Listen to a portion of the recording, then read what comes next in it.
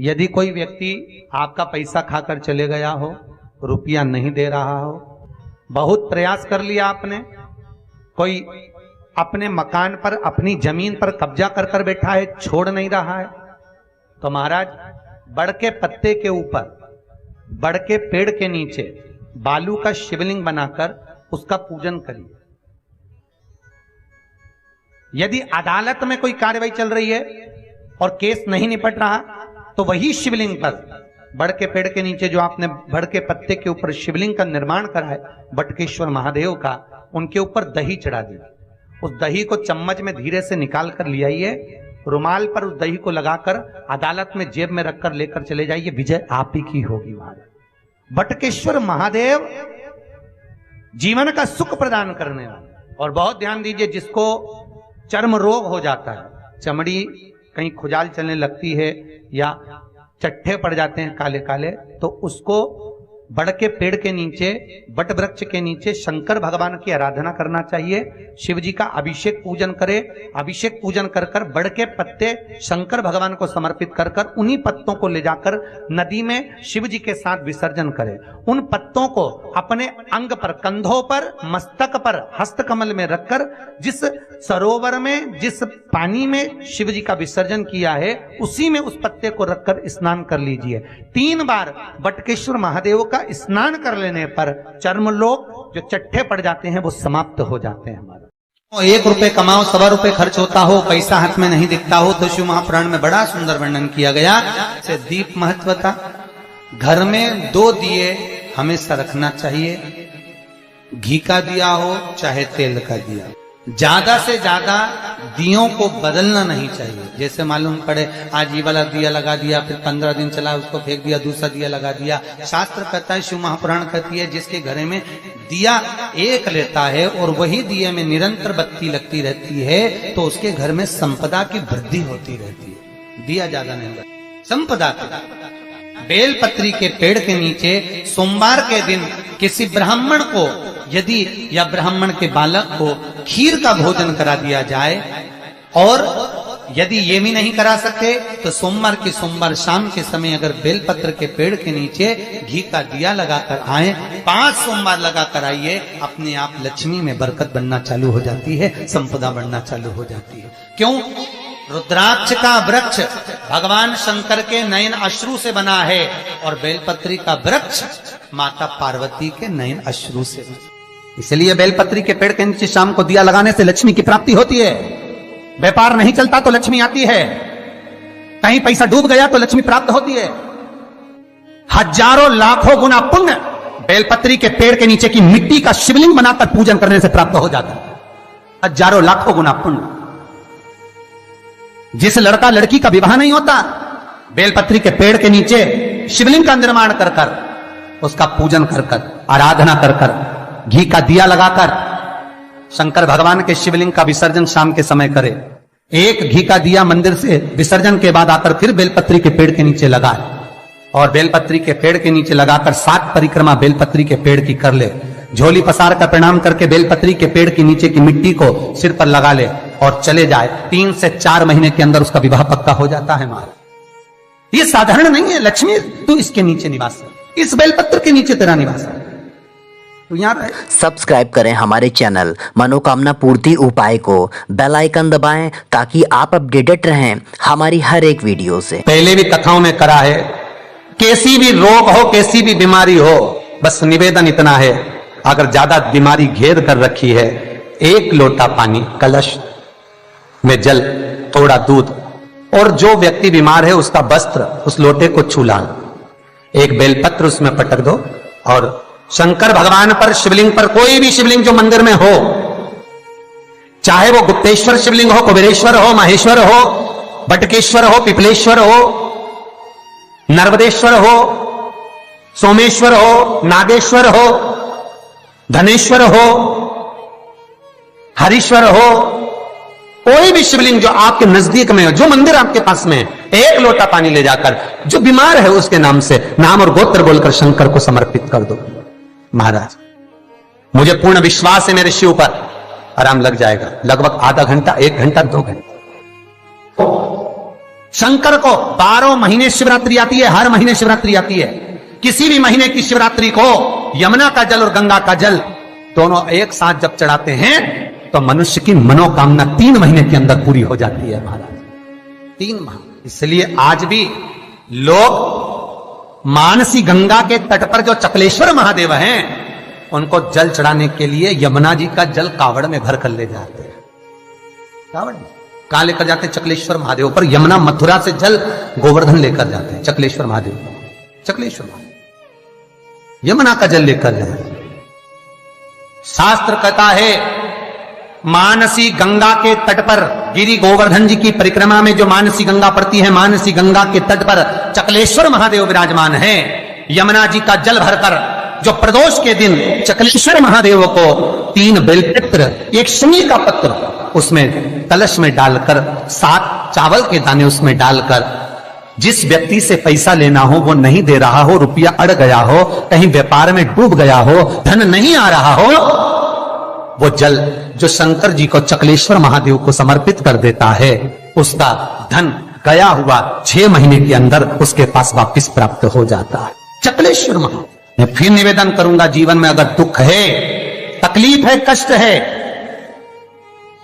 कष्ट है ज्यादा, तो शमी वृक्ष की 108 पत्तियां, 133 पत्तियां, 111 पत्तियां, शमी वृक्ष की पत्तियों को लो, शंकर भगवान पर समर्पित करो, फिर जल चढ़ाओ, फिर समर्पित करो, फिर जल चढ़ाओ, फिर समर्पित करो, फिर जल चढ़ाओ। 133, 111, 122 जितनी बार बन सके समर्पित कर कर आपका दुख शिव से कहो, शंकर सुख देगा, ये सुख देगा। कई लोग कहते हैं भगवान शंकर को भांग प्रिय है। शिवरात्रि के दिन लोग रात भर भांग घोट घोट के शंकर भगवान का नाम ले लेके खूब पीते और बदनामी मेरे भोलेनाथ की करते कि शंकर जी का प्रसाद है। जितने लोग कहते हैं कि शंकर को भांग प्रिय है, कहीं एक जगह पर शिव महापुराण में लिखा हुआ बता दो कि शंकर को भांग प्रिय है, कहीं एक जगह पर। और शिव पुराण जाने दो तो लिंग पुराण के अंदर बता दो, कहीं पद्म पुराण में, अग्नि पुराण में, नर्मदा पुराण में, भविष्य पुराण में, नारद पुराण में, बरहा पुराण में, जहां तुमको मिल जाए वहां लिखा हुआ बता दो कि शंकर को भांग प्रिय है। तो फिर क्यों देवता का नाम बदनाम करना? कई लोगों ने शंकर जी के ऐसे ऐसे फोटो बना रखे कि शंकर जी गांजा पी रहे हैं। ओ भैया, पीना तुमको है, नाम उसका बदनाम कर दो। कई जगह पर भगवान शंकर के ऐसे चित्र बना दिए कि शिव को भांग की प्रियता है।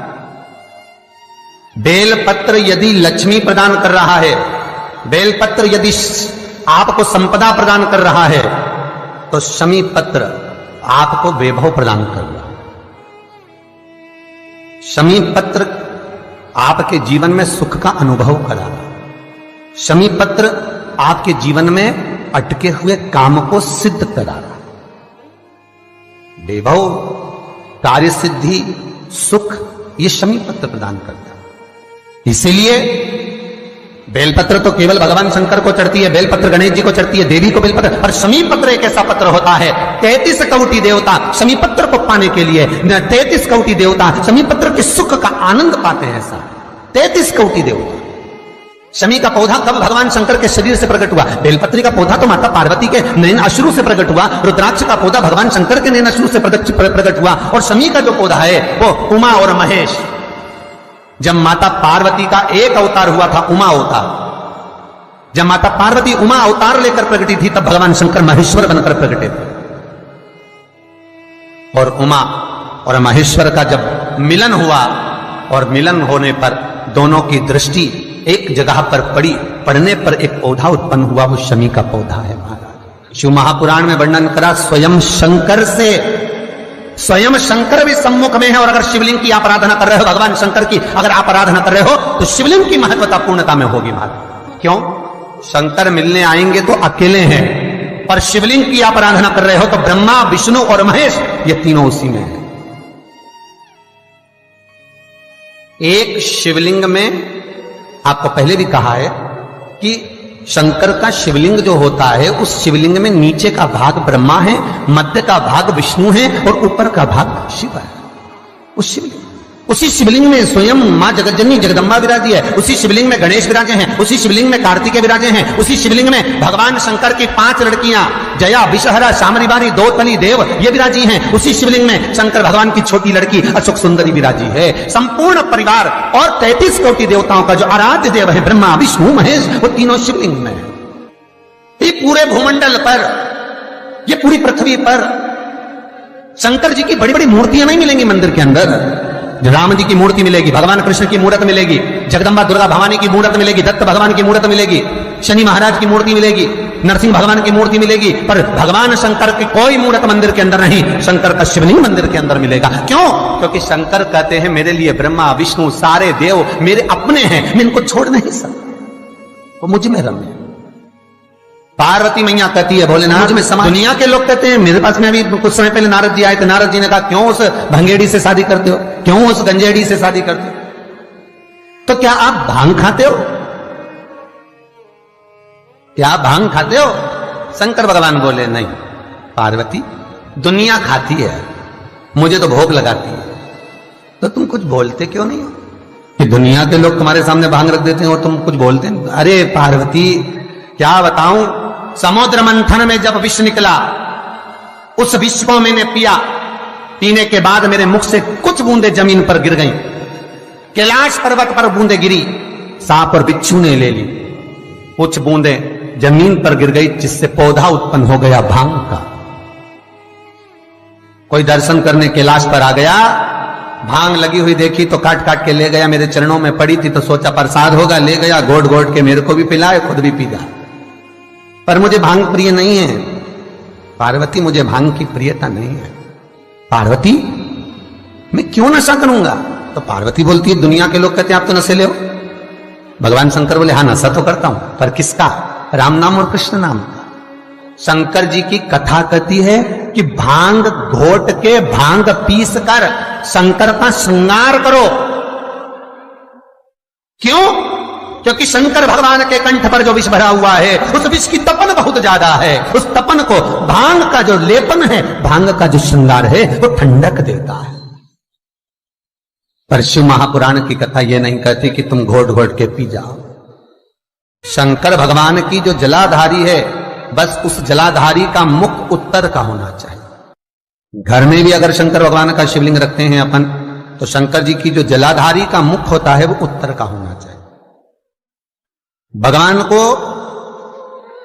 जब भी बेलपत्र आप शिवलिंग पर समर्पित करते हैं तो ये डंडी का मुख आप जहां बैठकर कर रहे हो, आप उधर बैठे हो, इधर बैठे हो, इधर बैठे हो, जहां तुम भगवान शंकर के सामने बैठे हो, इस डंडी का मुख तुम जिस जगह पर बैठकर बेलपत्र समर्पित कर रहे हो, तुम जिस जगह बैठकर बेलपत्र चढ़ा रहे हो, तुम जिस जगह बैठकर बेलपत्र को भगवान शिव को समर्पित कर रहे हो, इस डंडी का मुख आपके ठीक विपरीतता के भाव में होना चाहिए। भगवान शंकर को जहां बैठकर चढ़ाओ, डंडी का मुख विपरीतता का। महाराज जब शमी पत्र भगवान शंकर को समर्पित करो तो शमी पत्र की डंडी का भाग आपकी ओर होना चाहिए, बेलपत्र की डंडी विपरीता भाव और शमी पत्र की डंडी का भाव, शमी पत्र की जो डंडी होती उसका भाग अपनी ओर हो। दोस्तों वीडियो को लाइक और चैनल को सब्सक्राइब करके जरूर जाइएगा आगे भी ऐसी ही मनोकामना पूर्ति उपायों के लिए। ओम नमः शिवाय।